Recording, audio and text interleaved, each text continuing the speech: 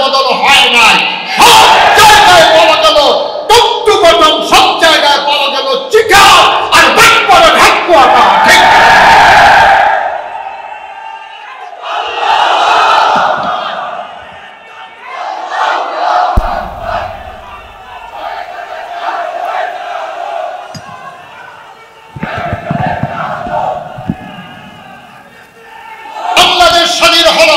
আজকে 2025 সালে এসে এই সিরাতুন নবী মাহফিলে ঘোষণা করা লাগছে নবীজি বলতে দিয়েছিলেন 23 বছরে, আমরা বললাম না 44 বছরে। ঠিক কিনা বলেন?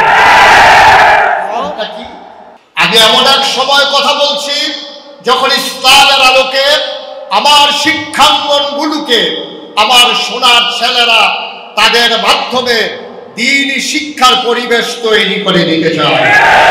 আমি এমন এক সময় কথা বলছি যখন বাংলাদেশের আপামর জনতা নৈরাজ্যের কবলে পড়ে, যখন তারা মুক্তির নিঃশ্বাস ফেলতে চায়, আমি সেই সময়ে কথা বলছি। আমি কথা বলছি সেই মানুষটাকে নিয়ে যিনি ১,৫০০ বছর আগে বলতে দিয়েছিলেন তার আদর্শকে অনুসরণ করে এই হলরুমের মানুষগুলো শুধু নয়, এমন হাজারো মানুষ আমার বাংলাকে বলতে দিয়ে কাগজে পত্রে নয় প্রকৃত অর্থে সুন্দর বাংলা বানাতে চায়। শুকরিয়া আদায় করি, সবাই করি আলহামদুলিল্লাহ। ৫৬,০০০ বর্গ মাইলের টেকনাফ থেকে তেঁতুলিয়া, রূপসা থেকে পাথুরিয়া, সুন্দরবন থেকে বান্দরবন, জনপদে দিনের আলোকে যারা প্রজ্বলিত করতে চায়, দিনকে যারা বিজয়ের আসনে দেখতে চায়, কলেমা খচিত পতাকা পথ পথ করে উঠুক, এই স্বপ্ন দেখে দেখে যারা জীবন বিলিয়ে দিয়েছেন আল্লাহর রাহে, সেই শহীদি কাফেলা বাংলাদেশ জামাত ইসলামী চট্টগ্রাম মহানগরীর উদ্যোগে আয়োজিত আজকের এই সিরাত মাহফিলের সম্মানিত সভাপতি, আজকের আয়োজনের সম্মানিত প্রধান অতিথি, আমি যার কথাগুলো শুনছিলাম মন্ত্রমুগ্ধের মতো, আপনারাও যার কথা গেল মনোযোগের সাথে শুনছিলেন, আমাদের বাংলাদেশের রত্ন বিশিষ্ট আলেমে দ্বীন সাবেক সংসদ সদস্য অধ্যাপক মুজিবুর রহমান কথা বলেছেন, মৌলানা আনম ও শামসুল ইসলাম সাবেক এমপি কথা বলেছেন, মৌলানা মোহাম্মদ শাহজাহান কথা বলেছেন, এই জনপদের বীর সৈনিকেরা, ওলামাই কেরাম কথা শুনছেন, যাদের ব্যাপারে আল্লাহ রাব্বুল আলামিন কোরআনুল কারীমে ১৫০০ বছর আগে ওয়াজ করে দিয়েছেন, কুল হাল ইয়াস্তাবিল্লাযীনা ইয়ালামুনা ওয়াল্লাযীনা লা ইয়ালামুন। হে রাসূল, আপনি বলুন, যারা জানে যারা জানে না উভয়দল কি সমান? আমি সেই সমস্ত জানা মানুষগুলোর সামনে কথা বলছি, যারা গতানুগতিক শিক্ষাপীঠে, যারা লেখাপড়ার মাধ্যমে নিজের জ্ঞানের আহরণকে সীমাবদ্ধ রাখেনি, একটা নিজস্ব ব্যবস্থাপনায়, নিজস্ব তত্ত্বাবধানে, সংগঠনের ব্যানারে কোরআন হাদিস, ইজমা কিয়াস, ফিকহা শরিয়ত সকল বিষয়ে যারা স্ববহিবায় জ্ঞানী হয়েছেন, যারা নিজের আলোয় আলোকিত করতে চেয়েছেন গোটা ধরণীকে, যারা নিজের জীবনকে নজরানা পেশ করেছেন আল্লাহর রাহে, আমি একদল এমন মানুষের সামনে কথা বলছি যারা স্বশিক্ষায় শিক্ষিত হয়ে যারা এই সমাজকে পাল্টে দিতে চায়, বদলে দিতে চায়, যার আদর্শের মাধ্যমে তিনি নবী মুহাম্মদুর রাসূলুল্লাহ সাল্লাল্লাহু আলাইহি ওয়াসাল্লাম সেই রবিউল আউয়াল মাসে বরকতময় দিন শেষে যিনি আমাদেরকে একত্রিত হওয়ার তৌফিক এনায়েত করেছেন, আমরা আবারও শুকরিয়া আদায় করি, সবাই করি আলহামদুলিল্লাহ।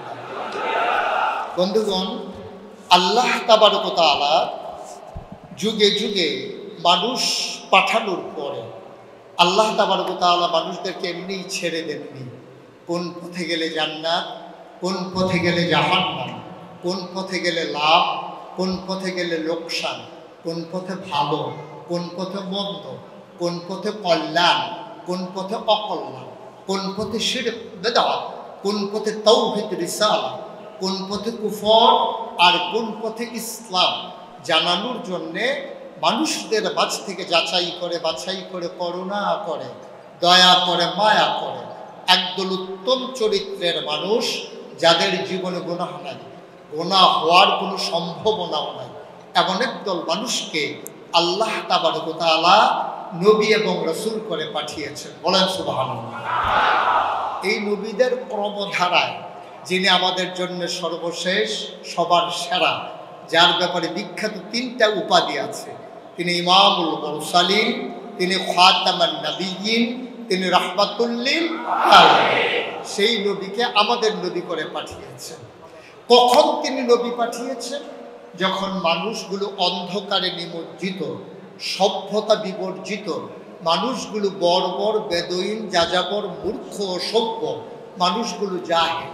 সেই জমানায় এই অন্ধকার থেকে মানুষকে আলোতে নিয়ে আসার জন্যে, গোমরাহি থেকে হেদায়েত দেওয়ার জন্যে, কুফর থেকে ইসলামে নিয়ে আসার জন্যে আল্লাহ তাবারক ওয়া তাআলা এই দুনিয়াতে আমাদের নবীকে পাঠিয়েছেন। ১৫০০ বছর আগে আমার নবী এই দুনিয়াতে তাশরীফ এনেছেন।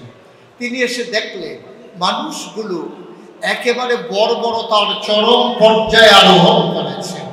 মানুষগুলো এমন এক পর্যায়ে পৌঁছে গেছে যে মনুষ্যত্বের বদলে পশুত্বের তারা বিকাশ ঘটিয়েছে। পশু প্রবৃত্তিকে তারা লালন করে, পশু প্রবৃত্তির মাধ্যমে সমাজ নিয়ন্ত্রণ করতে চেয়েছে। আল্লাহ রাসূল সাল্লাল্লাহু আলাইহি ওয়াসাল্লাম এসে দেখলেন যে সেখানে মানুষগুলো কন্যা সন্তানকে জীবিত কবর দেয়। তিনি এসে দেখলেন যে পিতা তার সন্তানকে বিয়ে করে ফেলে, এটা তারা দূষণীয় মনে করে না। ভাই তার বোনকে বিয়ে করে, বাবা মারা যাওয়ার পরে সন্তানেরা তার সৎমাকে বিয়ে করে ফেলে। মানুষের উপরে লুণ্ঠন করে, অবিচার করে, অনাচার করে। আল্লাহ রাব্বুল আলামিন তাকে পাঠালেন। 40 বছর বয়সে নবীর নবুয়ত প্রকাশ পেল। 63 বছর বয়সে নবীর ইন্তেকাল হয়ে গেল। সামান্য 23 বছরের ব্যবধানে আল্লাহ রাসূল সাল্লাল্লাহু আলাইহি ওয়াসাল্লাম এক বৈপ্লবিক পরিবর্তনের মাধ্যমে যেই জায়গাটা ছিল সবচেয়ে অন্ধকার জায়গা, সেই জায়গাটাকে আলোতে উদ্ভাসিত করে দিলেন। পশ্চিমা বিশ্বের যারা মনীষী, America, Britain, France, Germany, Switzerland, ওই বড় বড় বিশ্বের যারা বড় বড় ইউনিভার্সিটির যারা গবেষণা করছেন, তারা জানিয়ে দিলেন ১৫০০ বছর আগে, 23 বছর আগে যেই মানুষগুলো রাস্তার মোড়ে দাঁড়িয়ে থাকতো লাঠি নিয়ে ডাকাতি করার জন্য, মানুষের লুণ্ঠন করার জন্য সম্পদ, আজও সেই মানুষগুলো 23 বছর পরে রাস্তায় দাঁড়িয়ে থাকে। আগে দাঁড়িয়ে থাকতো মানুষের সম্পদ লুণ্ঠন করার জন্য, এখন দাঁড়িয়ে থাকে কেউ লুণ্ঠন করে কিনা পাহারা দেওয়ার জন্য। মাঝে কয় বছর? কথা বলে না, কয় বছর? মাত্র 23 বছরের ব্যবধানে আল্লাহ রাব্বুল আলামিন তার নবীজির মাধ্যমে ওই বৈপ্লবিক পরিবর্তন সাধন করে গোটা পৃথিবীর মাঝে একটা নজির স্থাপন করে দিলেন নবীজির মাধ্যমে। আমরা এখন একটু তুলনাতে চলে আসি। কয় বছর আগে? ১৫০০ বছর আগে। কত বছর আগে? কত বছরের ব্যবধানে? 23 বছরের ব্যবধানে মানুষগুলোকে আধুনিক, ভদ্র, আল্লাহওয়ালা, পরহেজগার মানুষে পরিণত করে দিলেন। ১৭০০, খুব খেয়াল, কত বছরে পরিবর্তন ঘটালেন? সবাই ভুলে গেছেন নাকি?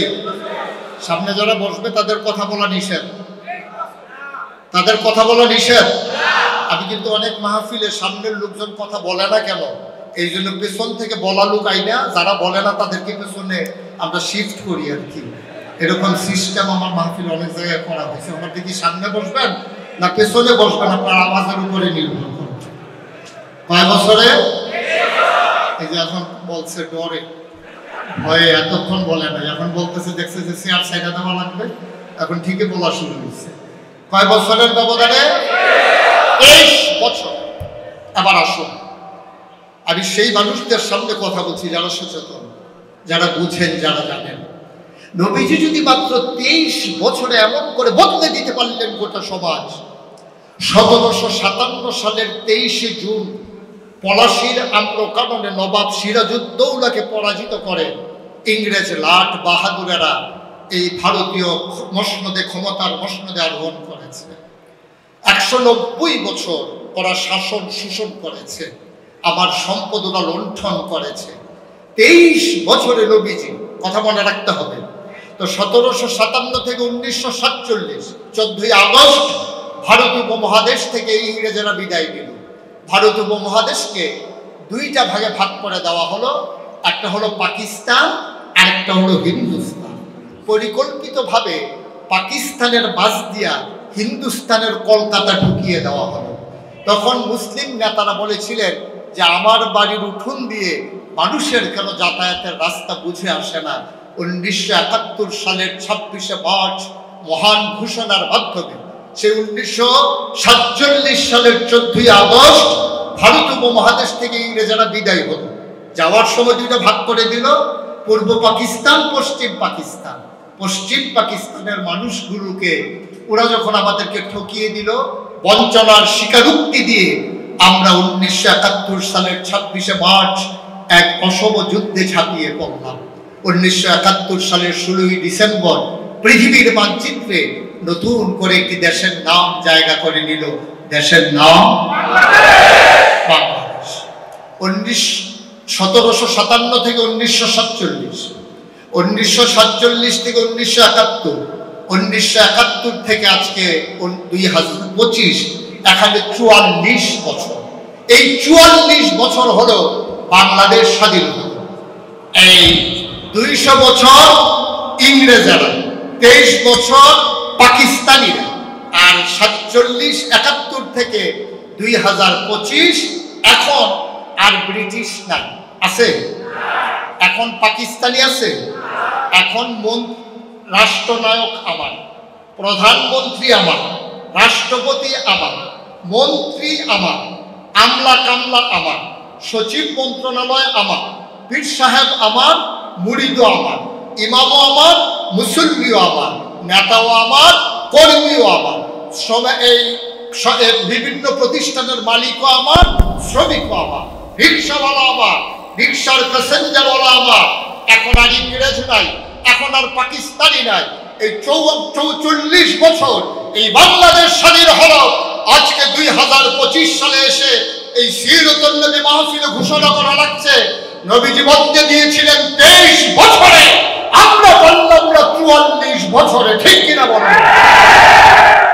কি কারণ হচ্ছে যারা ক্ষমতায় এসেছে তাদের আঙ্গুল ফুলে কলা গাছের বদলে বট গাছ হয়েছে, তাদের ভাগ্যের বদল হয়েছে। আবার খেটে খাওয়া মানুষ, রিক্সা শ্রমিক জনতা, তাদের ভাগ্যের বদল হয় নাই। সব জায়গায় পাওয়া গেল টুকটু বটন, সব জায়গায় পাওয়া গেল চিকা আর বাটপাড়া ঢাকুয়াটা। ঠিক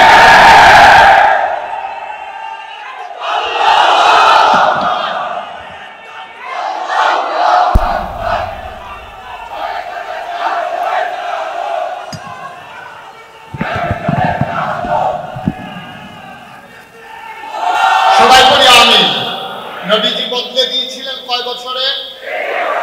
আমরা পারলাম না ইংরেজদের 200 বছর, এরপরে পাকিস্তানিদের 23 বছর, স্বাধীন বাংলাদেশের 44 বছর, 44 বছর, 54 বছর। এতক্ষণে সংশোধন আসছে না? উনি চুপ থাকার কারণে ভালোই হয়েছে, মন দিয়া শুনছে তো।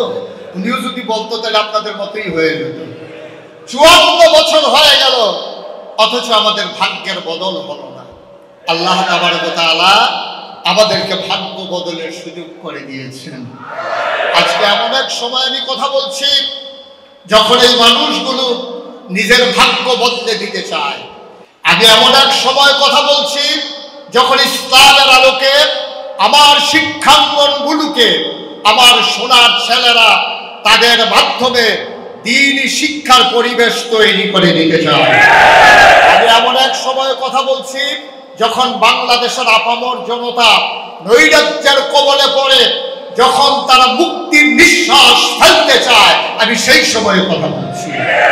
আমি কথা বলছি সেই মানুষটাকে নিয়ে যিনি 1500 বছর আগে বলতে দিয়েছিলেন, তার আদর্শকে অনুসরণ করে এই হলরুমের মানুষগুলো শুধু নয়, এমন হাজারো মানুষ আমার বাংলাকে বলতে দিয়ে কাগজে পত্রে নয়, প্রকৃত অর্থে সুন্দর বাংলা বানাতে চায়।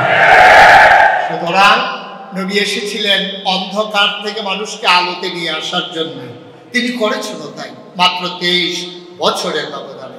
কেন তিনি আসলেন? আল্লাহ নিজেই ঘোষণা করে দিলেন, লাকাদ কানা লাকুম ফি রাসূলিল্লাহি উসওয়াতুন হাসানাহ। তিনি হলেন মডেল, তিনি হলেন আইডল, তিনি হলেন আদর্শ, তিনি হলেন অনুকরণীয় দৃষ্টান্ত। তিনি দেখিয়ে দিলেন কেমন করে সমাজ বদলে দিতে হয়, কেমন করে নিজেকে তৈরি করতে হয়, কেমন করে মানুষকে বদলে দিতে হয়। তিনি সেই জন্যই আল্লাহ তাবারক ওয়া তাআলা ওনাকে এনেছিলেন।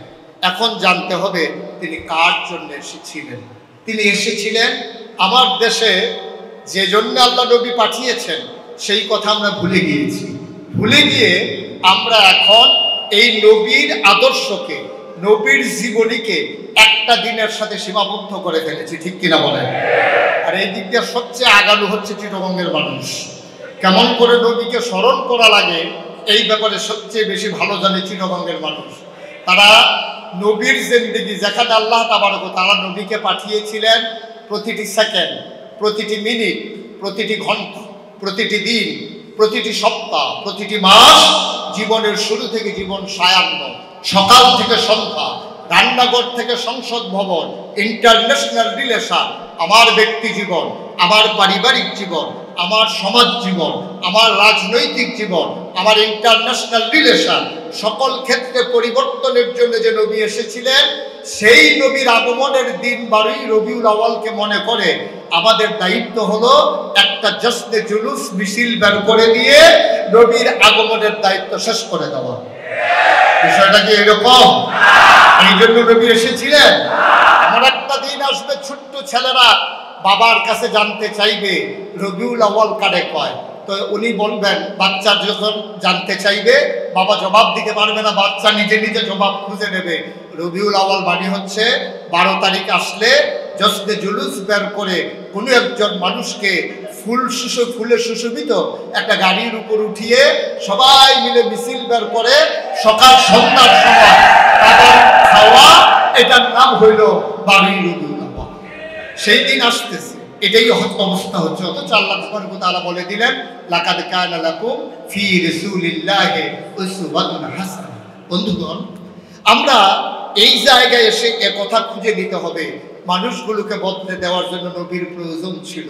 এমন একজন নবী আল্লাহ আমাদেরকে পাঠালেন যে নবী সকল বিবেচনায়, সকল কিছুর ঊর্ধ্বে। আল্লাহর কাছে আমরা জানতে চাইলাম, মওলা ও রব্বে কারীম, আপনি নবীকে কি হিসেবে পাঠিয়েছেন? আল্লাহ যেন উল্টা আমাদেরকে প্রশ্ন করছেন, আমার ব্যাপারে তোমাদের ধারণা কি? আমরা বলে দিলাম 5 ওয়াক্ত নামাজে প্রতি রাকাতে আমরা আপনাকে বলে দিয়েছি আলহামদুলিল্লাহি রাব্বিল আলামিন। সমস্ত প্রশংসা শুধুমাত্র কেবলমাত্র আল্লাহ রাব্বুল আলামিনের জন্য। আল্লাহ যেন ডেকে বললেন, বান্দা তাহলে আবার আমার নবীকে চিনে নাও। কোরআন বলছেন, কোরআনে ঢোকার আগে মারদুদ শয়তান থেকে ফেলে চাই, যিনি রহমান যিনি রহিম, তার নামে চলেন শুরু করি, সবাই পড়ি। আউযু বিল্লাহি মিনাশ শাইতানির রাজীম। বিসমিল্লাহির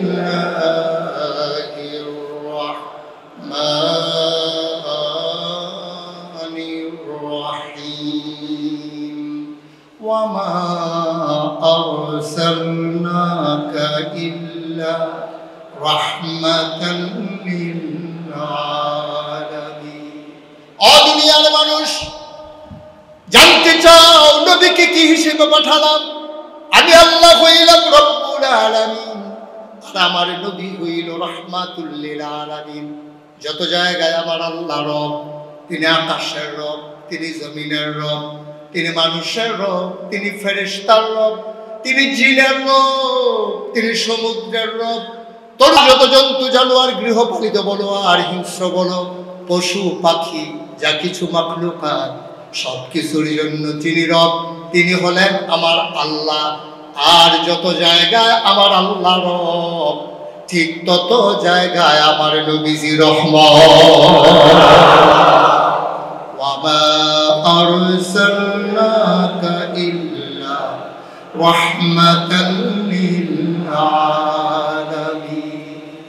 বন্ধুরা আমার, ভাইরা আমার, আমার আল্লাহ রাব্বুল আলামিন কোরআনুল কারীমে অন্য জায়গায় আরো সুন্দর করে ওয়াজ করে দিলেন। আল্লাহ বলেন, فبما رحمة من الله فبما رحمة من الله فبما رحمة من الله لنت لهم ولو كنت فظا غليظ القلب لانفضوا من حولك فاعف عنهم واستغفر لهم وشاورهم في الأمر فإذا عزمت فتوكل على الله إن الله يحب المتوكلين আল্লাহ বলছেন ও নবী আপনি যে রহমত তার আরো প্রমাণ আছে আল্লাহর পক্ষ থেকে আপনাকে যে রহমত দেওয়া হয়েছে লিংতালাহু আপনার মনটাকে সবার জন্য আমার আল্লাহ নরম করে বানিয়েছে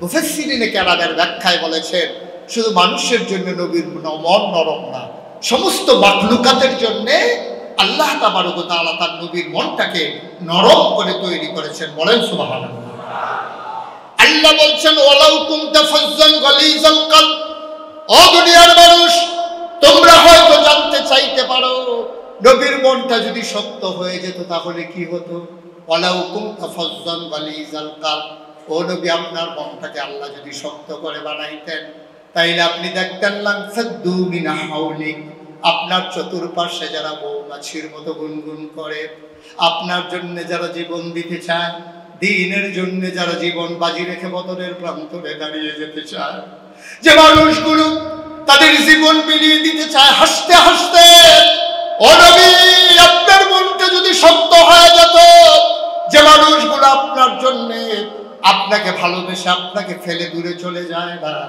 বদরের প্রান্তরে আমার নবী যখন কাঁদতে কাঁদতে হাত উপরে উঠিয়ে দিলেন আবু বকর সিদ্দিক গিয়ে বললেন ইয়া রাসূলুল্লাহ আপনি এমন করে কাঁদবেন না আমি বনি ইসরাইলের নবীদের উম্মতের মতো না আমরা প্রয়োজনে জীবন দেব কিন্তু যুদ্ধের ময়দান আমরা ছেড়ে দেব না আমরা প্রয়োজনে জীবন দিতে পারবো আমরা যুদ্ধের ময়দান ছেড়ে দিতে পারবো না হয়েছেও তাই ১৫০০ বছর পরে আবার আমার সবুজ শ্যামল বাংলাদেশও তার নমুনা উজ্জ্বল দৃষ্টান্ত উপস্থাপন করেছে ইসলামী আন্দোলনের ধ্বজাধারী যা মানুষেরা যারা যখন আল্লাহর জমিনে আল্লাহর দ্বীন কায়েম করতে চেয়েছে ১৫০০ বছর আগে এক অসম যুদ্ধে ৩১৩ জন সাহাবা যেদিন ১০০০ প্রশিক্ষিত বর্ম পরিহিত বর্ষা ধারণকৃত খাপের ভিতরে তরবারি পিঠের ভিতরে তীর ধনুক আর গায়ের ভিতরে বর্ম পরিহিত ও মানুষগুলো যখন দাঁড়িয়েছিল ৩১৩ জন বীর দর্পে যুদ্ধ করে ৭০ জনকে কচু কাটা করে ৭০ জনকে বন্দী করে বাকি মানুষগুলোকে মক্কায় পৌঁছিয়ে দিয়ে সেদিন প্রমাণ করে দিয়েছিল ইসলামের পতাকা বারবার আকাশে উড়ে কখনো ভুলন্টিত হয় না ঠিক না ১০০০ বছর পরে আমার বাংলাদেশকে যারা ওই রকম মদিনার মতো একটা রাষ্ট্র চিন্তায় দেখতে চায় যারা এখনো দেখতে চায় বাংলার আকাশে পথ পথ করে লাল সবুজের পতাকার পাশাপাশি কলেমা খচিত পতাকা উড়ুক আল্লাহর জমিনে আল্লাহর দ্বীন কায়েম হয়ে যাক ওরাও সেই মূল মন্ত্র গ্রহণ করে নিয়েছে দ্বীন মানতে গেলে দ্বীন কায়েম করতে হলে আমরা বিশ্বাস করি বাংলা হবে হামলা হবে জাহান জুলুম নির্যাতন হবে মানুষের জীবন দেওয়া যাবে ইমান দেওয়া যাবে না রাজি আছেন না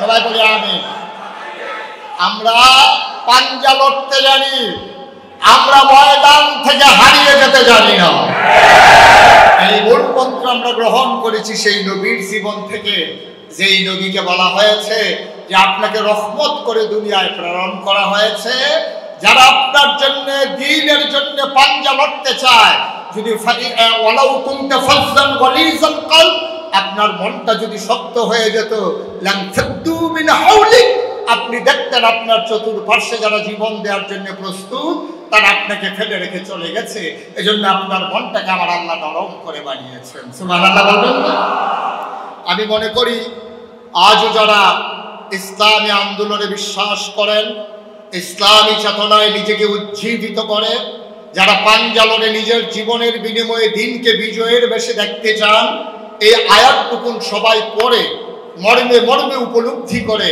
ওই আলোকে নিজেকে তৈরি করা, এটা হচ্ছে নবী মিশন। যদি আপনি বাস্তবায়ন করতে চান, নবীকে আল্লাহ যেমন করে তৈরি করে দিয়েছেন, আজকে যারা নেতৃত্বের আসনে আসীন হতে চান, এই আয়াতটুকুন প্রতিটি নির্দেশ যেন আজকে যদি কোরআন নাজিল হতো, আজকে যেন এই হলরুমের জন্য এই আয়াতটাই যথেষ্ট ছিল। বলেন সুবহানাল্লাহ। ওয়ালাউ কুনতা ফাজ্জান গালিজাল কলব, শক্ত হওয়া যাবে না, কর্কশবাসী হওয়া যাবে না, লানফাদ্দু মিন হাওলিক, তাহলে চতুর্পাশ থেকে লোকজন সরে যাবে। বন্ধুগণ, নবীর জীবনী এসেছে আলোচনার মাধ্যমে নিজেকে শানিত করার জন্যে, নিজেকে উজ্জীবিত করার জন্যে, ঘুমন্ত সিংহ শার্দুলকে আবার জাগিয়ে দেওয়ার জন্যে। মাঝে মাঝে মরিচা ধরে সেই মরিচাকে হাতুড়ি পিটিয়ে যেমন করে মরিচা মুক্ত করা হয়, তাজুদীপ্ত ঈমান যাদের, তাদেরকে আবার যখন মাঝে মাঝে শিথিল হয়ে যায়, ঘুমিয়ে পড়ে, নবীর জীবনী আলোচনা করে তাদেরকে যেন আবার জাগিয়ে দেওয়া হয়। ঠিক কিনা বলেন? মিছিল করার জন্য আসেন নাই নবীজি, জাস্ট জুলুস করার জন্য আসেন নাই। নবীজি এসেছে নবীর আদর্শ, আল্লাহর দ্বীন আর নবীর আদর্শ দুইটা জিনিস। একটা হচ্ছে বিধান আল্লাহ, বিধান কার? আর তরিকা হচ্ছে নবীজি, তরিকা কার? তার বাইরে কোনো ইসলাম নেই। বিধান হবে কার? সবাই বলেন বিধান কার? তরিকা কার? আর বাইরে কোনো ইসলাম নেই। আল্লাহর বিধান আর নবীর তরিকার বাইরে কোনো ইসলাম নেই। এর বাইরে যে যত বড় ক্ষমতাশালী হোক, আকাশ দিয়ে কেউ উড়ে যাচ্ছে, যাক, এতে আমার আপত্তি নাই। ওই পানির উপর দিয়ে হেঁটে যায়, তাতেও আমার কোনো আপত্তি নাই। দিন ওইটুকুনি যেটা আল্লাহর হুকুম আর নবীর তরিকা অনুযায়ী, এর বাইরে কোনো দিন নাই। ঠিক কিনা বলেন? এখানে কোনো যুক্তি, কোনো আবেগ, কোনো কিছু ভালোবাসা, কোনো কিছুর প্রকাশ ঘটানো যাবে না। যদি ভালোবাসার প্রকাশ ঘটিয়ে দিন কায়েম করা যেত, নূহ আলাইহিস সালামকে যেদিন বলা হয়েছিল, ও নূহ, তুমি তোমার নৌকার ভিতরে উঠে যাও অনুসারীদেরকে নিয়ে, নূহের সন্তান যিনি দিন মানতেন না, তিনি সেই মহাপ্লাবনের সময়ে নৌকোর কাছে সাঁতরে সাঁতরে চলে আসলেন। একবার ডুবে যায়, পানি খায়, বাবার কাছে এসে বলে, বাবা, এমন করে হাত উঠায়। নূহ আলাইহিস সালামের মাঝে, তিনি মানুষ তো, নবী হলেও তিনি মানুষ, সন্তানের প্রতি তার মায়া আছে। তিনি বললেন, ইয়া বুনাইয়া আরকাব মা'ানা, ও আমার আদরের সন্তান, আমার সাথে নৌকায় উঠে আসো। নূহ সামান্য সময়ের জন্য ভুলে গেলেন আল্লাহ কি বলেছিলেন। আল্লাহ তাবারক ওয়া তাআলা বলেছিলেন, নূহ, তোমার অনুসারীর বাইরে কাউকে নেওয়া যাবে না। নূহ যখন বললেন, ইয়া বুনাইয়া আরকাব মা'ানা, ও আমার আদরের সন্তান, নৌকায় উঠে আসো, আল্লাহ বললেন, নূহ, তুমি কি সেই কথা মনে নাই? আমি বলেছিলাম তোমার অনুসারীর বাইরে তোমার যতই আপন হোক এই নৌকায় উঠানো যাবে না। তুমি যদি এমনই করো, আবেগকে প্রশ্রয় দাও, ভালোবাসা যদি উঠলে উঠে, মনে রাখবো সেই আল্লাহ আমি নবুয়ত দিয়েছি, এই আল্লাহ আমি নিজের হাতে নবুয়তের দপ্তর থেকে তোমার নামটা কেটে দিতে পারি। ঠিক কিনা বলো? সুতরাং আবেগের বশবর্তী হয়ে দিনকে বাঁচিয়ে রাখা কোনো সম্ভাবনা নেই। আর আমরা তো সেই মানুষ যার ব্যাপারে কোরআন বলেছে যে আমরা বুদ্ধিমান। হালি ইস্তাবিল্লাযীনা ইয়ালামুনা ওয়াল্লাযীনা লা ইয়ালামুন। নবীজিও আমাদের বুদ্ধির প্রশংসা করেছে। আসলেও আমরা বুদ্ধিমান, কিন্তু বুদ্ধিটা আমরা কাজে লাগাইতে পারি না। বুদ্ধি কাজে লাগাই ইসলামের বিরুদ্ধে। বুদ্ধি যদি আমরা ইসলামের পক্ষে কাজে লাগাইতাম, তাহলে এই বাংলাদেশে অনেক আগেই দিন কায়েম হয়ে যাওয়ার কথা ছিল। ঠিক কিনা বলেন?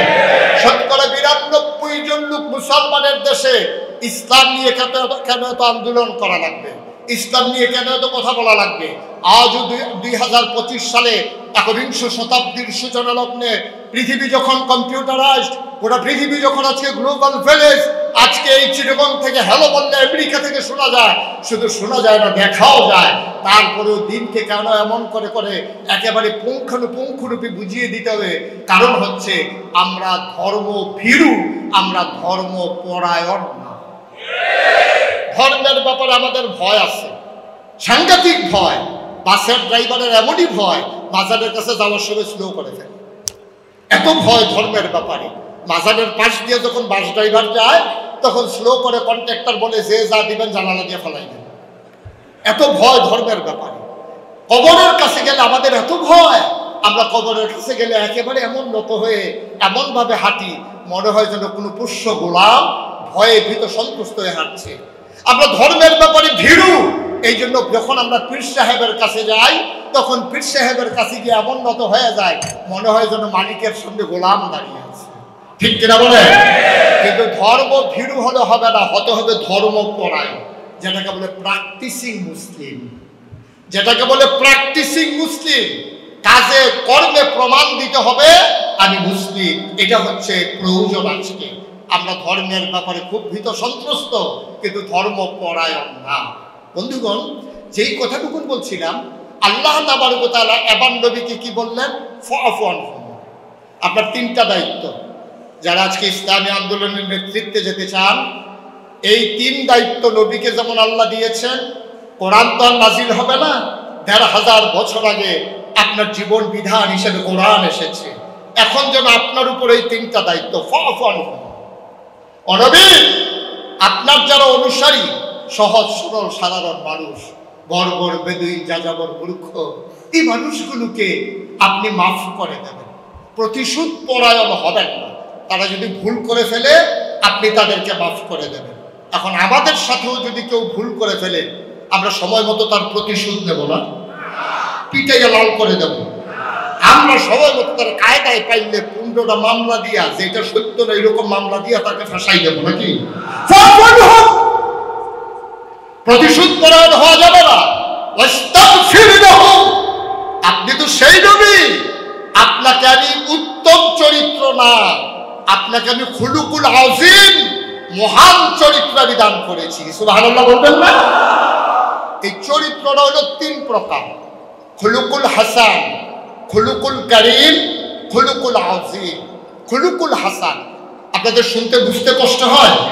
কথা কি বুঝেন সবাই? তাহলে খুলুকুল হাসান কাকে বলে? এটা হচ্ছে আপনি আমাকে গালি দিলেন যে আপনি তো খুব খারাপ মানুষ, তা আমি বললাম আমি খারাপ না, আপনি খারাপ মানুষ। আমি এক অক্ষর বাড়াইয়া বলি, আপনি যেটা বলছেন হুবহু এটাই আমি ফেরত দিলাম। এটাকে বলে খুলুকুল হাসান, মানে সমান সমান, কারোর উপরে কোনো জুলুম করা হলো না। আপনি বলেছেন তোর বাবা খারাপ, আপনি বলেছেন আমার বাবা না, তোর বাবা খারাপ, সে সমান সমান।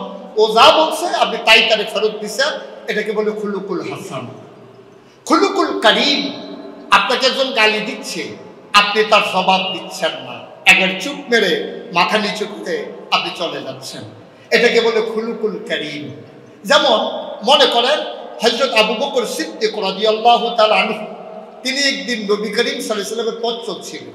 এমন সময় একজন ইহুদি এসে আবু বকরকে গালিগালাজ করতেছে, আবু বকর তুমি সাংঘাতিক খারাপ মানুষ, মুহাম্মদ এত বাড়তে পারতো না যদি তোমার সঙ্গ সমর্থন না পেত, তুমি তোমারই পাইয়াই মুহাম্মদের দিন প্রচারের সুযোগ পাইছে, তোমার মতো খারাপ মানুষ হয় না, তুমি সাংঘাতিক খারাপ মানুষ, তোমার কারণে আজকে এই মক্কার সম্মান ভুলণ্ঠিত, আজকে এক আল্লাহর কথা কয় 360 দেবদেবীর মুখে আজকে চুনকালি পড়তেছে তোমার কারণে। নবীজি মুচকি মুচকি হাসতেছেন। আবু বকর সিদ্দিক ভাবলেন এটা কেমন কথা, আমাকে এমন করে গালি দিচ্ছে, নবী তো কিছু বলছেনই না, উল্টা আরো হাসতেছে। আবু বকর সিদ্দিককে যখন বলা হলো তুমি খুব খারাপ, আবু বকর সিদ্দিক বললেন আমি না, তুমি খারাপ। একটু বলছেন, বলার সাথে সাথে নবীজির চেহারা মোবারক মলিন হয়ে গেল। তিনি মাথা নিচু করে আস্তে করে হাঁটা শুরু করলেন। আবার আবু বকর সিদ্দিক বুঝতে পারলেন যে এটা আমার ভুল হয়ে গেছে, আমি বোধহয় জবাবটা দেওয়া ঠিক হয় নাই। আবু বকর সিদ্দিক করলেন গোস্তাকে মাফ কর দিজিয়ে, বেয়াদবি মাফ করবেন ইয়া রাসূলুল্লাহ, আমি তো তাকে বেশি কিছুই বলি নাই, সে অনেকক্ষণ ধরে গালিগালাজ করতেছে, আমি বলছি আমি না তুমি, তার বাইরে তো কিছু বলি নাই। নবীজি বললেন আমি যা দেখি তুমি কি তা দেখো? আমি দেখতেছিলাম যখন তোমাকে ইহুদি গালি দিচ্ছে, আল্লাহর এক ফেরেশতা সে বলতেছে তুমি খারাপ, আর ফেরেশতা বলতেছে তুই খারাপ, তোর আব্বা খারাপ, তোর আম্মা খারাপ, তোর 14 গোষ্ঠী খারাপ। হ্যাঁ কয় একটা, ফেরেশতায় কয় 14টা। এটা দেখে আমার হাসি উঠে গেছে, আহা একটা কইয়া কয়টা শুনতেছে, কয়েকটা শুনে 15টা, এটা শুনে আমি হাসতেছিলাম। আবু বকর সিদ্দিক তুমি যখন বলছো আমি না তুমি, আল্লাহ ফেরেশতা উঠাই দিয়েছেন, আল্লাহ বলছেন ফেরেশতা চলে আসো, আবার আবু বকর সিদ্দিকই পারে, তোমার কাজ লাগবে না, এই জন্য ফেরেশতা উঠাই নিছে। এই যেখানে রহমতের ফেরেশতা থাকে না সেখানে রহমতের নবীও থাকে না। সুবহানাল্লাহ বলবেন না? আবু বকর তুমি যদি চুপ করে থাকতা, যতক্ষণ ইহুদি তোমাকে গালি দিচ্ছিল ততক্ষণ আল্লাহর ফেরেশতা তোমার পক্ষ হয়ে তার জবাব দিচ্ছিল। সুবহানাল্লাহ বলবেন না? আজ যখন আমরা চুপ মেরে যাই, টিটকারি যখন আসে, যখন আমাদের সাথে জন্য হাস্যরস হয়, আজকে 54 বছর পরেও যখন যার 20 বছর বয়স তাকে যখন চেতনায় রাজাকার হিসেবে সাব্যস্ত করা হয়, তখনই যখন আমরা মাথা নিচু করে যাই, আমরা বিশ্বাস করি জবাব দেওয়ার জন্য আল্লাহর ফেরেশতাই যথেষ্ট।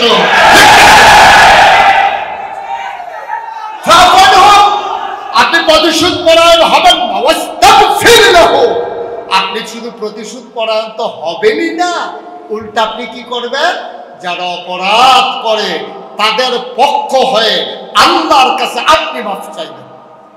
অন্যায় করছে ওরা, মাফ চাইবেন আপনি। কেন কেন আপনি মাফ চাইবেন তো বুঝে না। ওয়ালাহুম কুলুবুন লা ইয়াফকাহুনা বিহা ওয়ালাহুম আয়ুনুন লা ইবসিরুনা বিহা ওয়ালাহুম আযানুন লা ইয়াসমাউনা বিহা উলাইকা কাল আনআম বাল হুম আদাল। ওরা তো সেই মানুষ, মন আছে বুঝ নাই। ওয়ালাহুম কুলুবুন লা ইয়াফকাহুনা বিহা, তাদেরকে আমি মন দিয়েছি বুঝে না। ওয়ালাহুম আয়ুনুন লা ইবসিরুনা বিহা, তাদেরকে চোখ দিয়েছি তারা দেখে না। ওয়ালাহুম আযানুন লা ইয়াসমাউনা বিহা, তাদেরকে কান দিয়েছি ওরা শুনে না। ঠিক কিনা বলেন? কোরআনের কথাগুলো ওদের কান দিয়ে ঢুকে না, তাদের চোখ দিয়ে আল্লাহর সৃষ্টিকে তারা দেখে না, তাদের হৃদয় দিয়ে তারা ভাবতে শিখে না। উলাইকা কাল আনআম, ওরা হলো চতুষ্পদ জানোয়ারের মতো, বল হুম আদাল, ওরা জানোয়ারের চাইতে আরো নিকৃষ্ট। ঠিক কিনা? বাংলাদেশের সর্বোচ্চ বিদ্যাপীঠ যাকে প্রাচ্যের অক্সফোর্ড বলা হয়, সে ঢাকা ইউনিভার্সিটির এক প্রফেসর গত কয়েক বছর আগে তিনি পত্রিকা এক সেমিনারে বক্তব্য দিয়ে বসলেন, পর্দার বিধানটা একেবারে একঘেয়ে, একেবারে ওল্ড মডেলের একটা বিষয়, পর্দার কোনো দরকার নাই। তিনি ইসলামে পর্দার কোনো ব্যবস্থা এই জমানায় চলেন, এটা 1500 বছর আগে চলতো। নাউজুবিল্লাহ বলবেন না? ঢাকা ইউনিভার্সিটির প্রফেসর, আপনি কি মনে করেছেন চিটাগং শহরে সে উঠু চালায়? অনেক জ্ঞানী মানুষ। একটা প্রফেসর হওয়া মানে এই ইউনিভার্সিটিতে যারা রেজাল্ট ফার্স্ট সেকেন্ড থার্ড হয় তাদেরকে প্রফেসর হিসেবে রেখে দেওয়া হয়। ঢাকা ইউনিভার্সিটির প্রফেসর সে কি বললো যে পর্দার দরকার নাই, পর্দাটা সেকেলে, এটা আধুনিকতার সাথে যায় না, ইসলামের পর্দার বিধান মানার কোনো দরকার নাই। সে যখন এই রায় দিল, আমরা বুঝলাম সে শিক্ষিত, কিন্তু ইসলামী শিক্ষায় শিক্ষিত না হওয়ার কারণে সে এত বড় কথা বলেছে।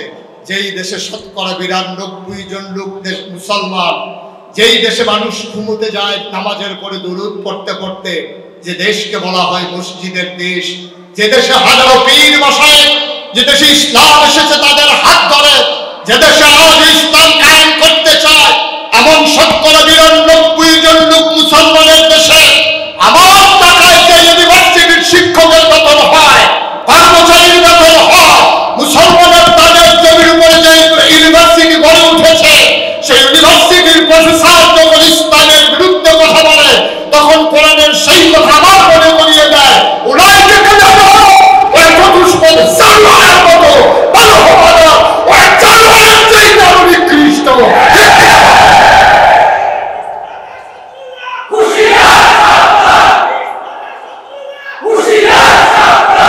সবাই বলেন আমিন। তাহলে চরিত্র কয় প্রকার? খুলুকুল হাসান, খুলুকুল কারীম, খুলুকুল আযীম। তাহলে খুলুকুল কারীম হচ্ছে আপনাকে গালি দিল, আপনি চুপ মেরে গেলেন। এখন খুলুকুল আযীম কাকে বলে? যেটা আল্লাহ তাবারক ওয়া তাআলা নবীজিকে দান করেছিলেন, সেই খুলুকুল আযীম হচ্ছে আপনি গালির বদলে গালি দেবেন না, গালির বদলে শুধু ক্ষমা করে শেষ হবেন না, গালির বদলে যে গালি দিয়েছে তার কথা মনে করে, সে বুঝে না চিন্তা করে, তার পক্ষ হয়ে আপনি নবী আল্লাহর কাছে ক্ষমা চাইবেন। সুবহানাল্লাহ বলবেন না? আপনার জন্য না ওর জন্য আপনি ক্ষমা চাইবেন, যেন ধ্বংসপ্রাপ্ত না হয়ে যায়। এটা বলে খুলুকুল আযীম, নবীজি তাই করেছেন। বন্ধুগণ, একটা মানুষ যখন মর্যাদার আসনে আসীন হয়, তার দুইটা জিনিসের যখন সমন্বয় হয়, তখন মানুষটা মর্যাদার আসনে আসীন হয়। একটা হলো সূরত, আরেকটা হলো সিরত। একটা হচ্ছে নমুনা, আরেকটা হচ্ছে চরিত্র। এই দুইটার যখন সমন্বয় হয়, সংমিশ্রণ হয়, তখন মানুষটার মর্যাদা বেড়ে যায়। নবী করিম সাল্লাল্লাহু আলাইহি সাল্লাম দুইটার ক্ষেত্রে তিনি অনন্য উচ্চতায় উনি আসীন হয়েছিলেন। যেমন ছিল তার সূরত, তেমন ছিল তার সিরত। সুবহানাল্লাহ বলবেন না? মক্কার কাফেরেরা আমার নবীকে নিয়ে অনেক গালিগালাজ করেছে, অনেক মিথ্যা তুহমত দিয়েছে, অনেক অপবাদ দিয়েছে, টিটকারি মেরেছে, মস্কারা করেছে, পাথর চাপা দিয়েছে, উটের নাড়ি বুড়ি চাপিয়ে দিয়েছে, বারবার হত্যা করার জন্য অপকৌশল অবলম্বন করেছে, নবীর গলার ভিতরে কাপড় পেঁচিয়ে ফাঁস দেওয়ার চেষ্টা করেছে। কিন্তু কোনো কিছুতেই নবী করিম সাল্লাল্লাহু আলাইহি ওয়াসাল্লামকে দমিয়ে দেওয়া গেল না। সেই কাফেররা অন্তত এই কথা বলতে পারে নাই যে নবীর চরিত্র দুশ্চরিত্র, এই কথা বলার মতো সাহস কারো ছিল না। ঠিক কিনা বলেন? কারণ কি? তিনি যেমন সুরত ছিল তেমন তার সিরত ছিল। সৌন্দর্যের তিনি ছিলেন আধার, তিনি ছিলেন এক অনন্য সৌন্দর্যের প্রতিভূ। এই মানুষটা এমনই ছিলেন, তিনি ছিলেন মধ্যম আকৃতির। তিনি না ছিলেন অনেক লম্বা, না ছিলেন একেবারে খাটো, কিন্তু অনন্য বৈশিষ্ট্য ছিল। হাজারো মানুষের সামনে তিনি যখন দাঁড়াতেন, বিদায় হজের সময় নবম হিজরিতে, কি বলে 10ম হিজরিতে 9 তারিখে তিনি যখন আরাফার ময়দান অবস্থান করছিলেন জাবালে রহমত পাহাড়ের কিনারে, তখন সেদিন সেই ময়দানে লোক ছিল 1,24,000, আরেকটা বর্ণনা এসেছে 1,40,000। সবার মাঝে তিনি যখন উঠে দাঁড়ালেন, দাঁড়ানোর পরে ওনার চাইতে লম্বা অনেক লোক ছিল, কিন্তু সবার মাঝে তিনি যখন দাঁড়ালেন সবাই দেখলো সবার উপর দিয়ে ওনার সুন্দর চেহারাটা দেখা যায়। সুবহানাল্লাহ বলবেন না? ওই লম্বা মানুষগুলো ছাপিয়ে তিনি যিনি ছিলেন সবার চাইতে লম্বা, যদিও তিনি মধ্যম আকৃতির মানুষ, সবার মাঝে দাঁড়ালে ওই অনন্য বৈশিষ্ট্য আল্লাহ দান করেছেন, তিনি সবার উঁচুতে অবস্থান করতেন। তিনি এমনই একজন সুন্দর মানুষ ছিলেন, তার চুলগুলো ছিল কোঁকড়ানো। যখন কখনো চুলের ভিতরে তোল দিয়ে তিনি আছড়াতেন, চুলের মাঝে সাহাবারা যখন চুলের দিকে তাকিয়ে দেখতেন, অবাক বিস্ময়ে তারা তাকিয়ে দেখতেন চুলের মাঝে যেন মৃদুমন্দ ঢেউ দেখা যায়। আমার নবীর কপালটা ছিল চওড়া, ভ্রুগুলো ছিল তার জোড়া ভ্রু, ধনুকের মতো বাঁকা। তার চোখের পাপড়িগুলো ছিল ফুটন্ত গোলাপের মতো। কখনো বা যখন তিনি চোখের পলক ফেলতেন, মনে হতো মৃদুমন্দ বাতাসে ফুটন্ত গোলাপের 2টি পাপড়ি যেন দোল খাচ্ছে। আমার নবীর চোখের সাদা অংশ ছিল রক্তিমাভ সাদা, কালো অংশ ছিল কৃষ্ণ কালো। নবীর নাকটা ছিল খাড়া, ছিদ্রগুলো ছিল ছোট ছোট, ঠোঁটগুলো ছিল তার গোলাপি রঙের। তিনি কখনো বা যখন মুচকি হাসতেন, ঠোঁট দুটো যখন একটু ফাঁক হতো, মাঝের দিকটা যখন দেখা যেত, অবাক বিস্ময়ে সাহাবায়ে কেরাম তাকিয়ে দেখতেন গোটা পৃথিবীতে যেন বিজলি চমকিয়েছে।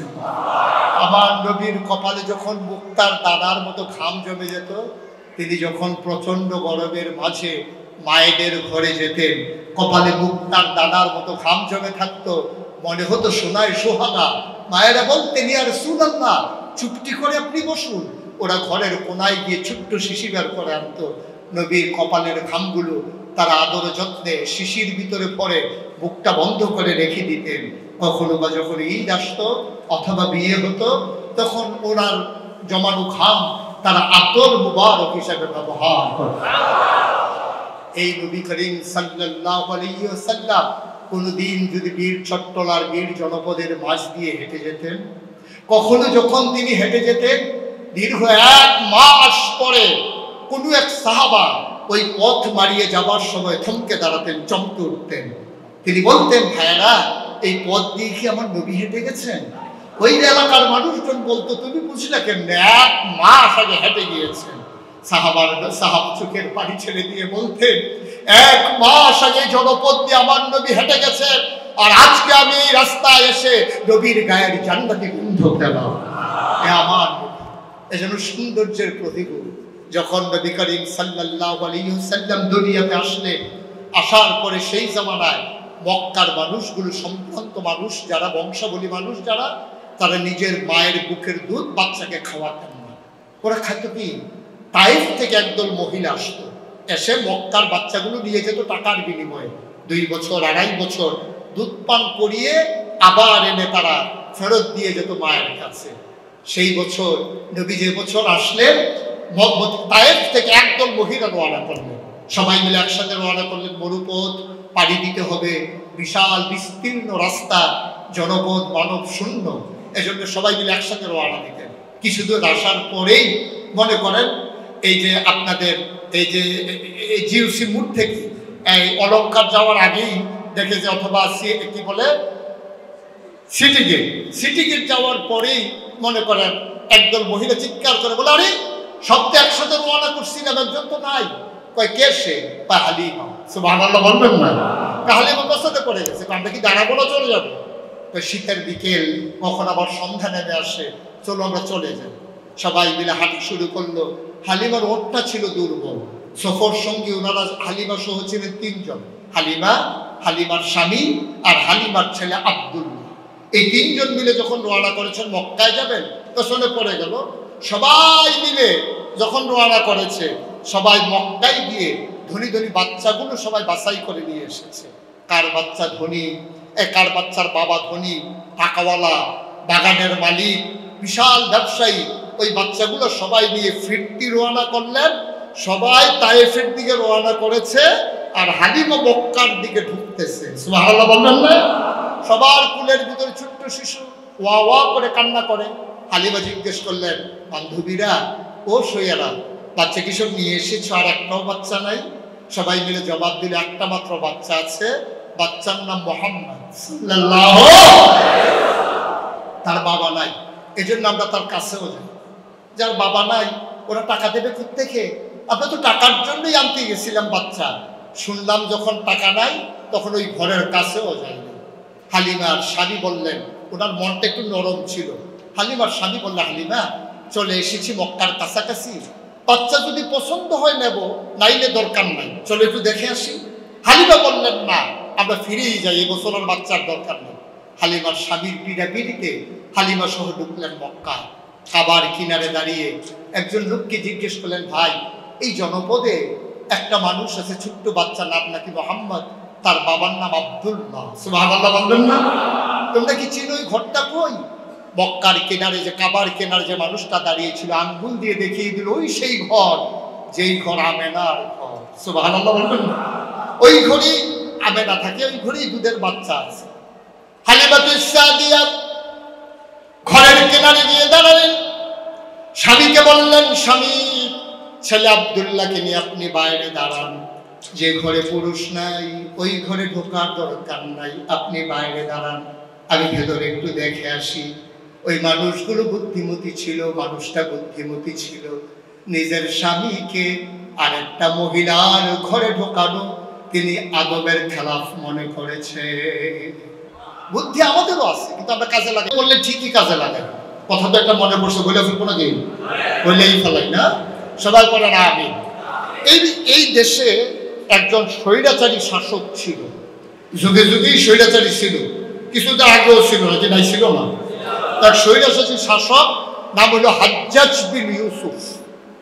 তিনি অনেক মানুষকে হত্যা করেছেন, নিরপরাধ ইমাম আলেমকে তিনি হত্যা করেছেন, মসজিদের ইমামকে, অসংখ্য ইমামকে তিনি হত্যা করেছেন বিনা অপরাধে। যেখানে হত্যা করা হয়েছে, গুম করা হয়েছে, লাশ লুকিয়ে ফেলা হয়েছে, মিম্বার থেকে বেয়াদবি করে আলেমকে নামিয়ে দেওয়া হয়েছে। আমার ছেলেরা কি সুন্দর জবাব দিয়ে দেখেছেন, যখন বারবার বলা হচ্ছে বাংলা ছাড়, বাংলা ছাড়, আমার ছেলেরা বলেছে, বাংলা কি তোর বাপ দাদা? ঠিক আজকে আমি সিরাতুন নবী মাহফিলে যে ওলামায়ে কেরামকে বলা হয়েছে নবীর ওয়ারিস, যে ওলামায়ে কেরামদেরকে যখন বেয়াদবি করে মাহফিলের মঞ্চ থেকে নামিয়ে দেওয়া হয়েছে, কোরআনের মাহফিল 144 দ্বারা জারি করা হয়েছে, মিম্বারগুলো থেকে বেয়াদবি করে যখন আলেমকে নামিয়ে দেওয়া হয়েছে, কথায় কথায় মিম্বারের ইমামের চাকরি খেয়ে দেওয়া হয়েছে। আজ আমি আজকের এই সিরাত মাহফিলে ঘোষণা করতে চাই, কথায় কথায় মিম্বার ছাড়, মিম্বার ইমাম বাপ্তারা। মিম্বার কাউর কাছে ইজারা দেওয়া হয় নাই, মিম্বার কারোর কাছে লিজ দেওয়া হয় নাই। ওলামায়ে কেরামের নেতৃত্বে মিম্বার চলেছে, ওলামায়ে কেরামের নেতৃত্বে মিম্বার চলবে। ঠিক কিনা বলুন? বুদ্ধি আজও আছে। হাজ্জাজ বিন ইউসুফ, কথা মনে আছে নাকি? খুব ভালো মানুষ, কথা বলা খুব ভালো মানুষ, দেখলেই দাওয়াত দিয়ে খাওয়ায় না। জান তিনি অনেক আলেম ওলামাকে হত্যা করেছেন, নিরপরাধ মুসলিমকে হত্যা করেছেন। ওনার ওয়াইফ তোমার স্ত্রী ওনাকে বারবার টিটকারি মারে, তুমি এত খারাপ মানুষ, তোমার সাথে আমি সংসার করতেছি, মাঝে মাঝে মন চায় যেদিক দু চোখ যায় ওইদিকে চলে যায়। হাজ্জাজ বিন ইউসুফ আমি কি আসলেও খারাপ মানুষ? আচ্ছা একটু যাচাই করে দেখে আসি। শব্দ ভেসে উনি দেশের ভিতরে বেরিয়ে গেছেন দেখার জন্য যে উনি কেমন খারাপ মানুষ। তো ওনারে দেখা এক ভিক্ষুক দৌড়ায় এসে বলে যে স্যার কিছু ভিক্ষা দিয়ে। ও তো আর বুঝে না যেটা যে হাজ্জাজ বিন ইউসুফ। তো ভিক্ষুক বলতেছে কিছু ভিক্ষা দিয়ে। তো হাজ্জাজ বিন ইউসুফ বললো যে প্রান্তিক লেভেলের মানুষ যারা তারাই বলতে পারবে বাদশাটা কেমন, দেখি তারই জিজ্ঞেস করি। তো ওই ভিক্ষুককে বলতেছে এই তুমি যে আমার কাছে ভিক্ষা চাইতেছো, ভিক্ষা দিতে আমার আপত্তি নেই, তবে আমার প্রশ্নের জবাব দিলে তোমাকে ভিক্ষা দেবো। বলে যে কি জবাব? কই তুমি যে এই দেশের বাদশা তার নাম জানো? কয় হ্যাঁ হাজ্জাজ বিন ইউসুফ। তো মানুষটা কেমন? কই নামটাই কই। সাংঘাতিক এই লোকটার নামই আমার সামনে বললাম। আর হাজ্জাজ বিন ইউসুফ বলছে বউ যা কইছে দেখি ঘরের বাইরেও তাই কয়, নমুনা খুব খারাপ। হাজ্জাজ বিন ইউসুফ খুব রাগান্বিত হয়। বুদ্ধিমান লোক যারা তাদের রাগ কিন্তু তারা প্রকাশ করে না, তারা ভেতরে ভেতরে রাখে, রাগ পোষণ করে। এখন হাজ্জাজ বিন ইউসুফ বলতেছে সে কি খুব খারাপ? হ্যাঁ সাংঘাতিক খারাপ, আপনি তো তার নামই নেই না বুঝি, কারণ এত খারাপ কয়। হ্যাঁ। আর হাজ্জাজ বিন ইউসুফ বলতেছে আচ্ছা যদি হাজ্জাজ বিন ইউসুফ তোমার সামনে দাঁড়াইয়া জিজ্ঞেস করে হাজ্জাজ বিন ইউসুফ মানুষটা কেমন, তখন তুমি কি বলবা? এখন ভিক্ষুক বুঝা ফেলাইছে এটাই তো সেই নমুনা তো খারাপ, ধরা পড়ে গেছে। আজকে যেটা মাটিতে পড়বে এটা উপদে উঠাইয়া দেবে, নমুনা খারাপ। এখন ভিক্ষুক কি করবে না করবে? আল্লাহ তো বুদ্ধি দেয়, মা ইউরিদিল্লাহু বিহি খায়রান ইউফাক্কিহু ফিদ্দীন। যারা আল্লাহর পথে চলতে চায় আল্লাহ তাবারক ওয়া তাআলা তাদের দ্বীনের সঠিক বোঝ দান করে। সুবহানাল্লাহ বলবেন না? তা আল্লাহর ওয়াদা, আপনি আল্লাহর পথে নেমে যান, আল্লাহ আপনাকে হেফাজত করবে। যদি তাই না হতো আমার ছেলেরা বাংলাদেশে ইসলামী আন্দোলনের একটা মানুষও বাইরে বসবাস করতে পারতো না জেলখানা ছাড়া, ঠিক কিনা বলেন? আমি তো আমার ওয়াজে অনেকবার বলেছি আল্লাহ কিভাবে যে আমার ছেলেদেরকে হেফাজত করছে এটা আল্লাহই ভালো জানে, কারণ আমরা তো মিথ্যাও বলতে পারি না। তো এক এলাকায় যে মামলা হয়েছে, তো মামলার পরে পুলিশ গেছে মোটর সাইকেল নিয়ে আসামি ধরার জন্য। আসামির নাম হলো আব্দুল করিম, পিতা মোহাম্মদ আব্দুল রহিম। তো গিয়া বলতেছে চা স্টলে বৈশা ওই যে আব্দুল রহিম পিতা মোহাম্মদ আব্দুল করিম তারই জিজ্ঞাইতেছে ভাই আপনার বাড়ি কি এলাকায়? কহ এলাকা। আপনি কি চিনেন মোহাম্মদ আব্দুল রহিম পিতা আব্দুল করিম, তারই কি আপনি চিনেন? তো হ্যাঁ মনে মনে কয় আমারই জিগায়, আমি বলে কি হ্যাঁ যখন বলতেও পারে না। তো সে যে জায়গায় দাঁড়াইছিল এর থেকে 2 কদম দূরে গিয়ে বলতেছে কারে খুঁজতে আছেন? ওই যে মোহাম্মদ আব্দুল রহিম পিতা মোহাম্মদ আব্দুল করিম তারে খুঁজতে আছে। ওনারে খুঁজতে আছেন? তো সে তো আর মিথ্যা বলতে পারে না। তখন করছে কি সে 2 কদম ওই দিকে গিয়া এখন বলতে আছে যারে খুঁজতে আছে সেই সামান্য একটু আগে এই জায়গায় ছিল, এখন কই আছে বলার তো দরকার নাই। সামান্য একটু আগে এই জায়গায় ছিল, আসলেও তো সামান্য একটু আগে সেই জায়গায় ছিল। সুবহানাল্লাহ বলবেন না? আল্লাহ এভাবেই হেফাজত করে। এখন ভিক্ষুক কথা মনে আছে তো নাকি? ভিক্ষুককে বলতেছে যদি হাজ্জাজ বিন ইউসুফ তোমার সামনে পাইয়া জিজ্ঞেস করে হাজ্জাজ বিন ইউসুফ মানুষটা কেমন, তখন তুমি কি বলবা?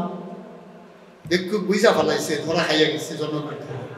ভিক্ষুক বলতেছে যদি উনি আমার সামনে এসে জিগায় তখন আমি বলবো যে সপ্তাহে আমার 2 দিন মাথা খারাপ থাকে, আজকে প্রথম দিন যাইতেছে, মাথায় কাজ করে না, কারে কি বইলা ফেলাই ঠিক নেই মাথা, এই কথা বললে আমি চলে যাবো হাঁটতে। সুবহানাল্লাহ বলবেন না? আমরা তো সেই মানুষ, আমরা তো সেই বুদ্ধিমান মানুষ। আমরা ইচ্ছে করলেই পাল্টে দিতে পারি, আমরা ইচ্ছে করলেই বদলে দিতে পারি, আমরা ইচ্ছে করলেই বদলে যেতে পারি, ঠিক কিনা বলেন বন্ধুগণ? আবার যেই কথাটুকু বলছিলাম বিবি হালিমা, কথা মনে আছে? হালিমা বললেন স্বামী আমার আপনি ছেলের নাম কি? মাশাআল্লাহ সচেতন শ্রোতা, ছেলের নাম কি? আব্দুল্লাহ। বললে আব্দুল্লাহকে নিয়ে আপনি একটু দাঁড়ান, আমি একটু ভেতর থেকে আসি, দেখে আসি বাচ্চাটা কেমন। বিবি হালিমা তো সাদিয়া আমেনার দরজায় দাঁড়িয়ে সালাম দিলেন, আসসালামু আলাইকুম ওয়া রাহমাতুল্লাহ। আমেনা জবাব দিলেন ওয়া আলাইকুম আসসালাম ওয়া রাহমাতুল্লাহ। কে বাইরে দাঁড়িয়ে সালাম দেয়? আবার হালিমা কয় আমি হালিমা। কয় কোন হালিমা? কয় আমি হালিমা তো সাদিয়া। কয় চিনলাম না। কয় তায়েফ থেকে এসেছি বাচ্চা নেওয়ার জন্য। হালিমা ডাক দেয়া কয় আপনি কি আমেনা না? কয় হ্যাঁ আমি আমেনা। কই কেন আপনি কেন দাঁড়িয়েছেন দরজায় হালিমা? কই শুনলাম আপনার ঘরে একটা বাচ্চা আছে, বাচ্চাটা দেখতে চাই। আমেনা চোখের পানি ছেড়ে দিয়ে বলে, হালিমা সকাল থেকে আমার ঘরের আঙিনা দিয়ে দরজা দিয়ে কত মানুষ গেল, উটের পায়ের শব্দ শুনলাম, বাচ্চাদের ওয়া ওয়া কান্না শুনলাম, কেউ আমার বাচ্চার খবরও নিল না, কেউ জানতে চাইল না আমার ঘরে যে একটা বাচ্চা আছে। হালিমা তোমার বুঝি মায়া লেগেছে? আহলান সাহলান মারহাবা, মোস্ট ওয়েলকাম, আমার ঘরে তোমাকে স্বাগত। হালিমা বলেন, আমি ঘরে ঢুকলাম, আমি ঘরে ঢুকে দেখি একজন মহিলা বসে আছেন বিছানার উপরে, আসন পেতে বসে আছেন, কোলের ভিতরে ছোট্ট একটা শিশু ঘুমায়, আর এমন একটা সাদা রুমাল দিয়া বাচ্চার বুকটা মা ঢেকে রেখে দিয়েছে। আমি বললাম, আমেনা, ও আমেনা, তোমার যে বাচ্চাটা ওটা কই? কইছে কুলের মাঝে। আমি তো দেখতে চাই, নেব কি নেব না জানি না, তবে বাচ্চাটাকে একটু দেখতে চাই। হালিমা আমেনা কয়, দেখে নাও নয়ন ভরি। হালিমা কয়, দেখবো কেমনি? রুমাল দিয়া মুখ ঢেকে রাখলেন, মা আমেনার টান দিয়া পর্দা সরিয়ে দিলেন। আবার হালিমা কয়, আমি অবাক বিস্ময়ে তাকিয়ে রইলাম, এত সুন্দর মানুষ, এমনও কি মানুষ হয় নাকি? আমি জীবনে অনেক বাচ্চা দেখেছি, আমেনার কুলের বাচ্চার মতো একটা বাচ্চা আমি আর জীবনে দেখি না।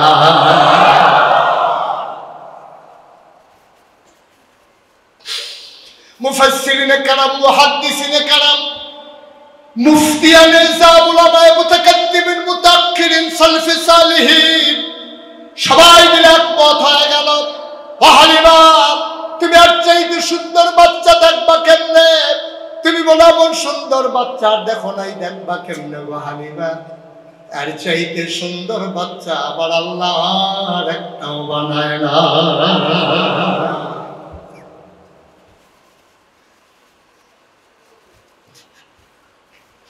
হালিমা কয়, আমি তাকিয়ে আছি অবাক বিস্ময়ে, এমন সুন্দর মানুষ হয়, চোখ বন্ধ করে ঘুমায়। আমি মনে মনে ভাবতেছিলাম, বাচ্চাটা যদি আমার একটা নজর দেখতো, আমি তো দেখতেছি, ও তো আমারে দেখে না। আমি কাউকে কিচ্ছু বলি নাই। হঠাৎ করে দেখলাম বাচ্চার চোখের পাতা দুইটা নড়তেছে। আমার মনে হইল চোখের পাতা না, মনে হইল ফুটন্ত গোলাপের দুইটা পাপড়ি মৃদু মন্দ বাতাসে যেন দোল খাইতেছে।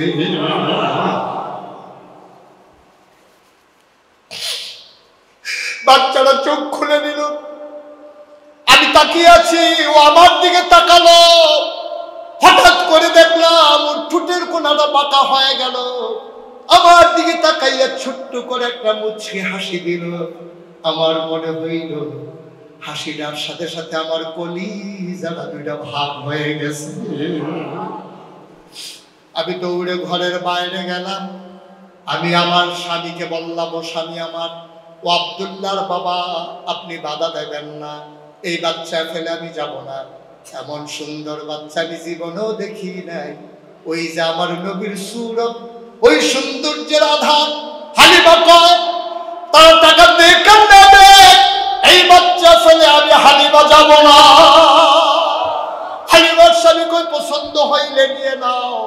মা আমেনা দৌড়ে আবার আমেনার ঘরে হালিমা ঢুকলেন, বললেন, আমেনা, ও আমেনা, টাকা পয়সার হিসাব নাই গো আমেনা, পারলে দিও না পারলে নাই, দয়া করে বাচ্চাটা আমার কুলে দাও। হালিমা কয়, আমি যখন হাত পাতলেন, আমেনা কয়, এক আজব শিশু, বাচ্চাটা তোমার কাছে আমানত হিসেবে রাখতে হবে। কয়, কেমন আজব? বুঝলাম না। কয়, 10 মাস 10 দিন আমার পেটে ছিল। পেটে বাচ্চা আসলে মায়েরা খাইতে পারে না, ঘুমাতে পারে না, মাথা ঘোরায়, বমি বমি ভাব হয়।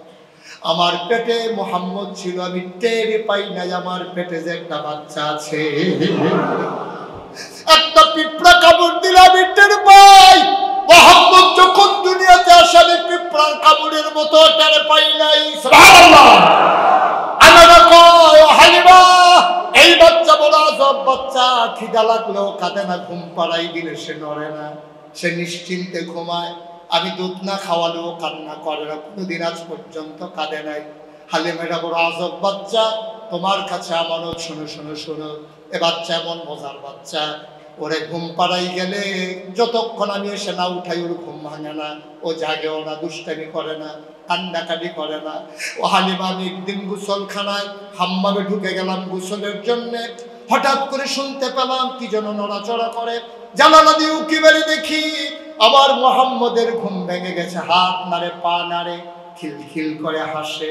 আমি উপরের দিকে তাকিয়ে দেখি যে মোহাম্মদের বাবা নাই, একটা কাগজের ফুল কিনে দিতে পারি নাই, কোনো খেলনা কিনে দিতে পারি নাই। আমার বড় আফসোস ছিল, এই চাঁদের টুকরা ছেলে, তার জন্য আমি কিছুই করতে পারলাম না। আমার এই আফসোস আমার আল্লাহ মিটিয়ে দিলেন, আমি কিচ্ছু কিনে দিতে পারি নাই। কিন্তু আমার আল্লাহ আমার বাচ্চার অভাব রাখে নাই। আমি তাকিয়ে দেখি আকাশের চাঁদ আর আকাশের তারাগুলো আমার মোহাম্মদের হাতের নাগালে আমার মাওলা খেলনা বানাইয়া পাঠাই দিছে।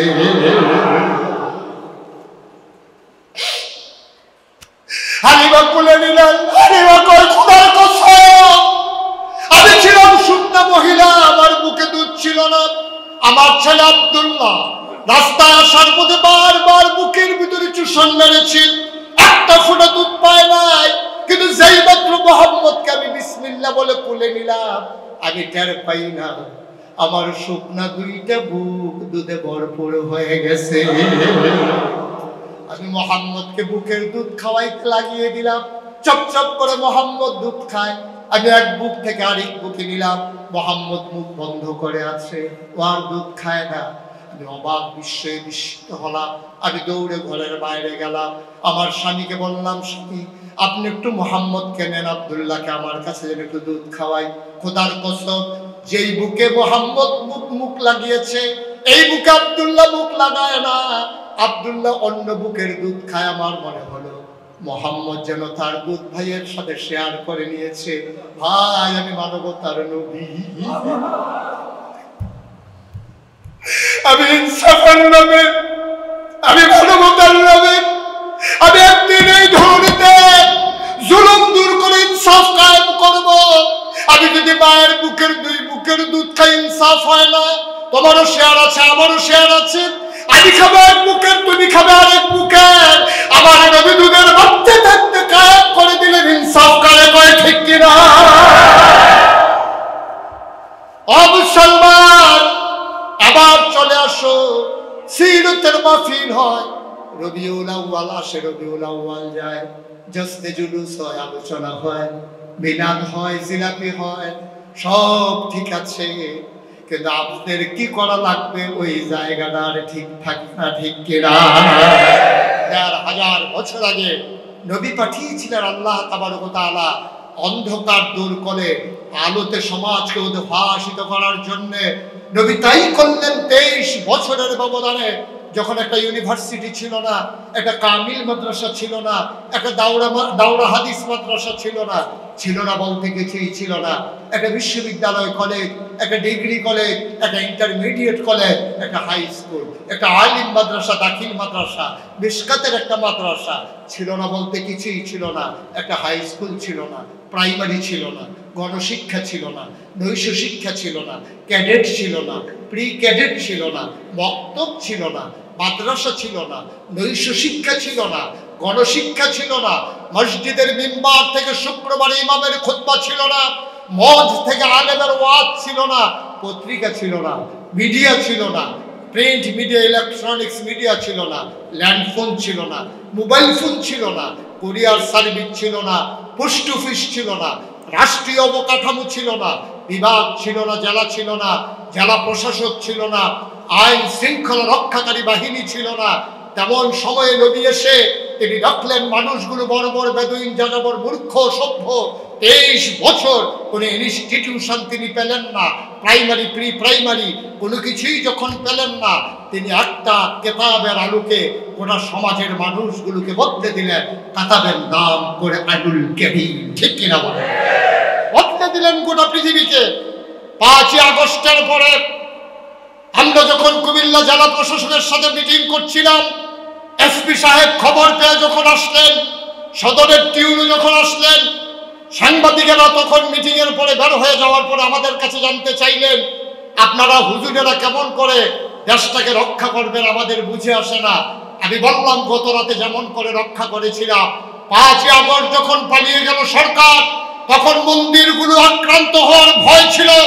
আমরা ওলামায়ে কেরাম আমাদের ছাত্র দিয়ে মন্দিরগুলোকে পাহারা দিয়েছিল। থানাগুলো যখন লুট হচ্ছিল অস্ত্র সহ, পুলিশগুলো যখন সিভিল বেশে লুঙ্গি পরে গামছা গায়ে পালিয়ে যাচ্ছিল, তখন থানাগুলোকে আমরা পাহারা দিয়েছিলাম।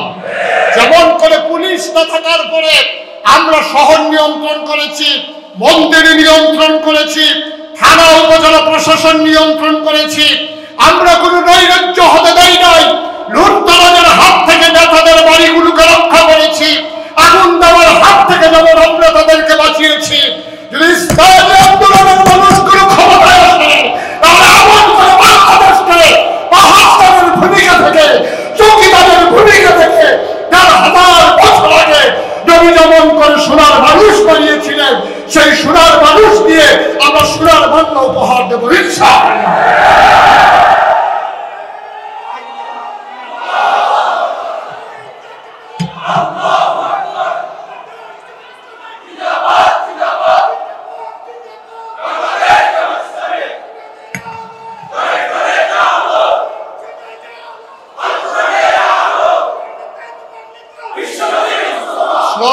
স্লোগানে জমিন কাঁপিয়ে দেওয়া সহজ, নিজেকে প্র্যাকটিসিং মুসলিমে পরিণত করে ইসলামের আদর্শ হয়ে, ইসলামের নমুনা হয়ে আমরা বুঝিয়ে দিতে চাই আমরা সেই সেজন যারা পাশ্চাত্যের সেই ধ্বজাধারী সভ্যতার আলোকে নিজেকে তৈরি করতে চাই না।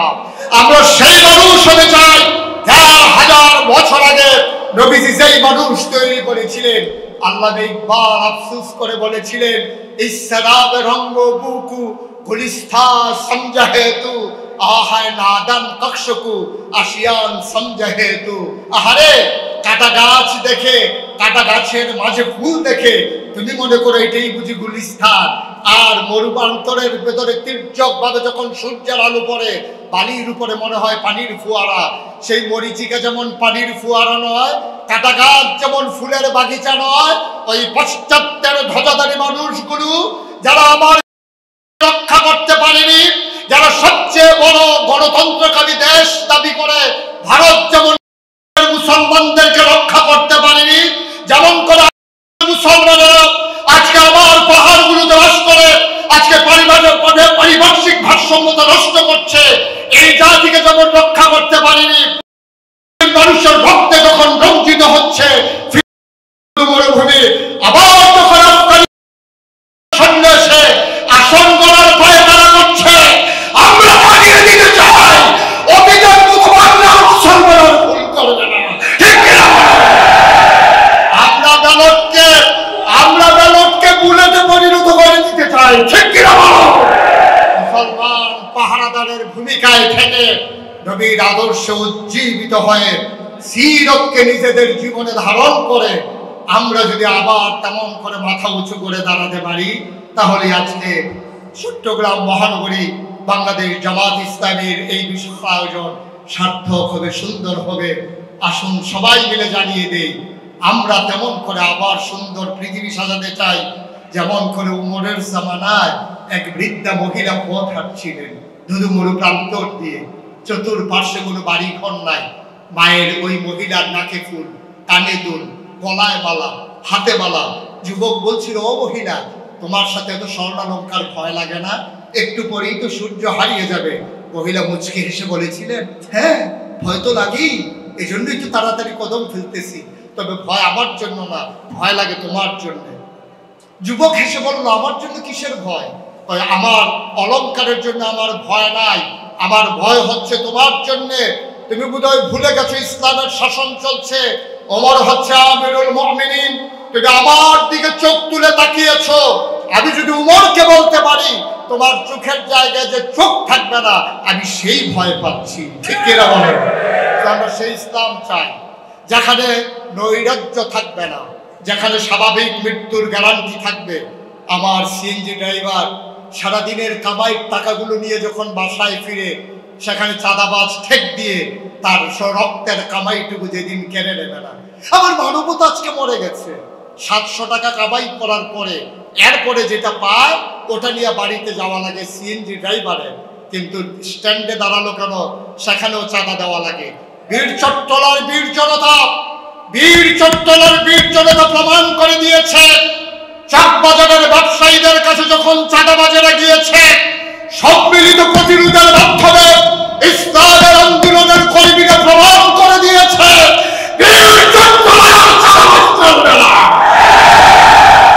নবীর আদর্শ উজ্জীবিত হয়ে আমরা গোটা বাংলাদেশকে বীর চট্টলার উদাহরণ পেশ করতে চাই। সবার জন্য দোয়া করি, সবার কাছে দোয়া চাই।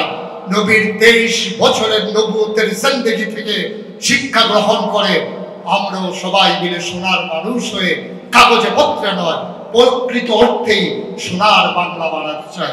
সবার জন্য দোয়া করি, সবার কাছে দোয়া চাই।